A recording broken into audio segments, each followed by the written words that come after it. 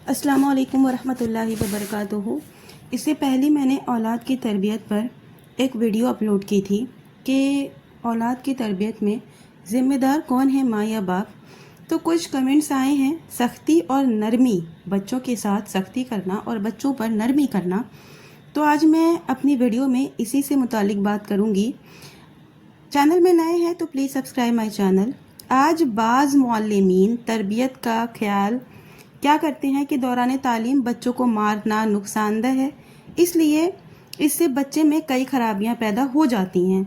बच्चे को तालीम से तनफ़ुर पैदा होता है, बच्चा मरऊबियत का शिकार हो जाता है, बच्चे से खुद एतमादी मफकूद हो जाती है, बच्चे का जहनी और जिस्मानी नशोनुमा मुतासिर होता है, एक्सेट्रा। बहुत सी चीज़ें आती हैं। इसमें शक नहीं है कि प्यार और मोहब्बत की तालीम में जो फ़ायदा है वो ज़रब तादीब में नहीं है, यानी कि मारपीट में नहीं है। लेकिन इससे भी इनकार नहीं किया जा सकता कि बवक्त ज़रूरत बच्चों को डराना, बच्चों को मारे बगैर काम नहीं चल सकता।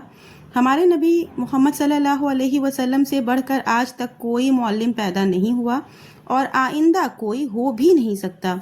आपकी तालीम में दोनों अनसर मौजूद हैं, इसलिए आपके उसूल तरबियत को हमेशा मलहूज़ खातिर रखना चाहिए।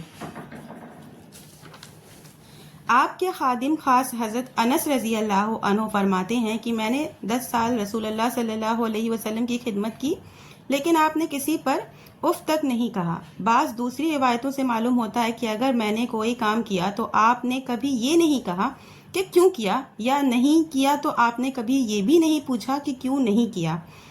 हज़रत अनस रज़ी अल्लाह अन्हु का बयान है कि नबी करीम सल्लल्लाहु अलैहि वसल्लम की कमाल शफ़क़त पर दलालत करता है और आपके उसूल तरबियत का गालिब अंसर यही है। लेकिन उसूल तरबियत ही के ताल्लुक़ से एक हदीस और याद रखनी चाहिए, वो ये है कि एक मरतबा हज़रत हसन रज़ी अल्लाह अन्हु आप सल्लल्लाहु अलैहि वसल्लम के हमरा थे। हज़रत हसन अभी नासमझ बच्चे थे। उन्होंने एक गिरी हुई खजूर उठाई और मुंह में डाल ली। नबी सल्लल्लाहु अलैहि वसल्लम थूक थूक कहकर वो खजूर थुकवा दी और फरमाया कि क्या तुम नहीं जानते कि सदक़े का माल हमारे लिए खाना जायज़ नहीं है। बाज़ रिवायतों से मालूम होता है कि वो सदका की खजूर थी और बाज़ रिवायतों से मालूम होता है कि सदका की खजूर होने का एहतिमाल था। बहरहाल आपने बतौर तोरा ही सही वो खजूर थुकवा दी। हज़रत हसन रज़ी अल्लाह अन्हु अभी बच्चे थे और कोई बहुत बड़ी गलती भी नहीं की थी।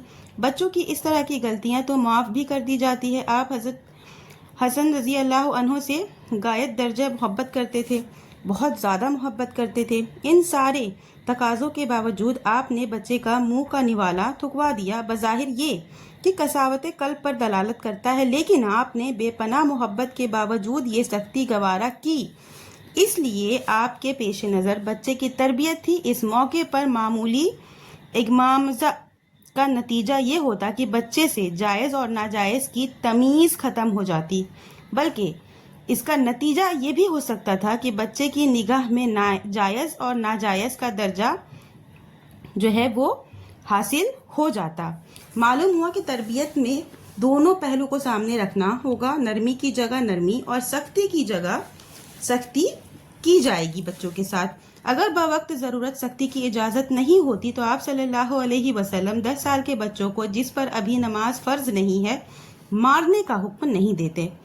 नमाज की तरबियत के सिलसिले में अगर आप सल्लल्लाहु अलैहि वसल्लम की हिदायत पर गौर किया जाए तो मालूम होगा कि आपने इस सिलसिले में तसहील और शफ़क़त के पहलू को गालिब रखा है।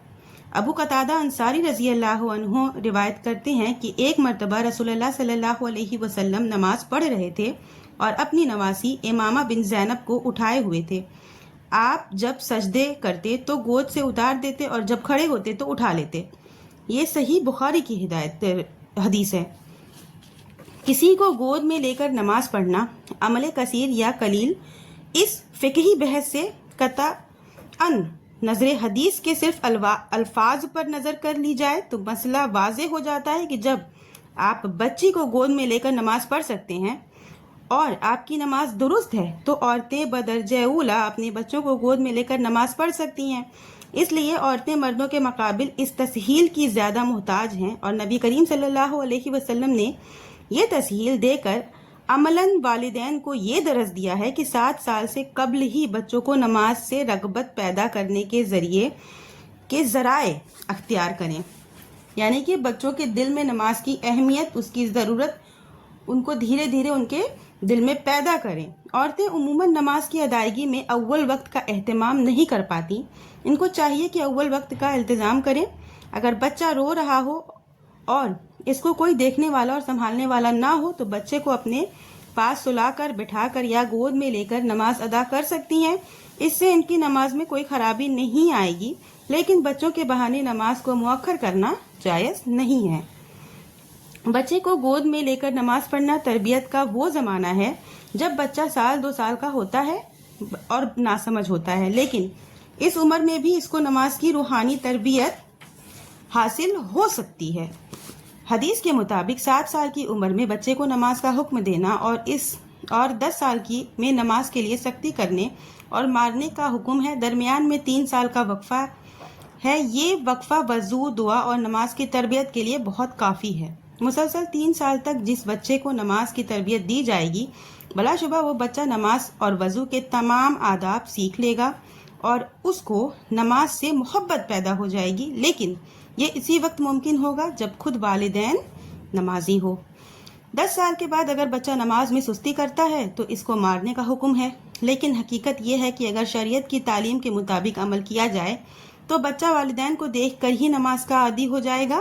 پھر جس بچے کو مسلسل 3 سال میں کم از کم 5000 بار نماز کی تاکید کی جائے تو اس کو نماز سے اتنی محبت ہو جائے گی کہ وہ خود نماز کے اوقات کا منتظر رہے گا، اس کو مارنے اور تنبیہ کرنے کی ضرورت ہی نہیں پڑے گی۔ آج کی ویڈیو میں جو چیز سمجھانے والی تھی وہ یہی تھی کہ جہاں بچوں کے اوپر سختی کرنا چاہیے وہاں کرنا چاہیے، اور جب کام آپ سے محبت سے ہو سکتا ہے، نرمی سے ہو سکتا ہے، تو وہاں ہمیں نرمی بھی اختیار کرنی چاہیے۔ ویڈیو زیادہ لمبی نہیں کروں گی، آخر میں اللہ تعالیٰ سے دعا کرتی ہوں کہ اللہ تعالیٰ ہم تمام مومن مسلمانوں کو کتاب و سنت پر چلنے کی توفیق دے، آمین۔ وآخر دعوانا الحمدللہ رب العالمین۔